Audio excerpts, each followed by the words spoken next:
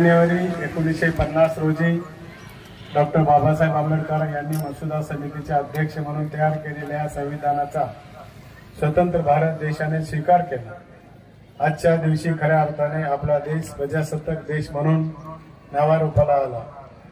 पुरोगामी महाराष्ट्र हे देशातील एक समर्थ आणि संपन्न असे राज्य आहे। महाराष्ट्राने देशात स्वतःचे वेगळे अस्तित्व निर्माण केले आहे। कृषी सहकार आणि औद्योगिक क्षेत्रातील आपला ठसा उमटविला आहे।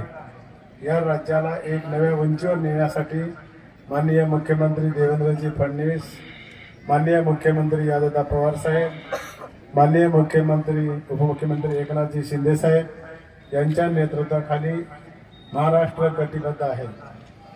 मुख्यमंत्री देवेंद्रजी फडणवीस साहेब, उपमुख्यमंत्री अजितदादा पवार साहेब, उपमुख्यमंत्री एकनाथजी शिंदे साहेब यांच्या नेतृत्वाखाली राज्य सरकार राज्यातील जनतेच्या कल्याणासाठी विविध योजना राबवित आहे।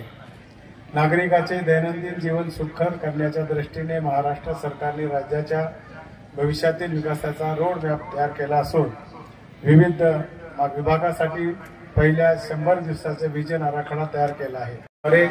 पशुपालकांचा आर्थिक स्रोत उचलण्यासाठी तिरोडा तालुक्यातील रामटेक येथे 30,000 लिटर क्षमतेचे दूध शीतकरण केंद्र स्थापन करण्यात आले आहे। जिल्ह्यात आतापर्यंत 41 दूध संकलन केंद्र कार्यान्वित झाले असून याद्वारे 96 गावात 1238 पशुपालकांना याचा लाभ देण्यात आलेला आहे। यासोबत जिल्ह्यातील सर्व शासकीय विभागांमध्ये सर्वसामान्य हिताचे निर्णय व लोक कल्याणकारी योजनेचे योग्यरित्या अंमलबजावणी करण्यात येत आहे। आज आपण प्रजासत्ताक दिनाचा साजरा करताना आपल्या कर्तव्याचे सदैव पालन करण्याचा संकल्प करूया।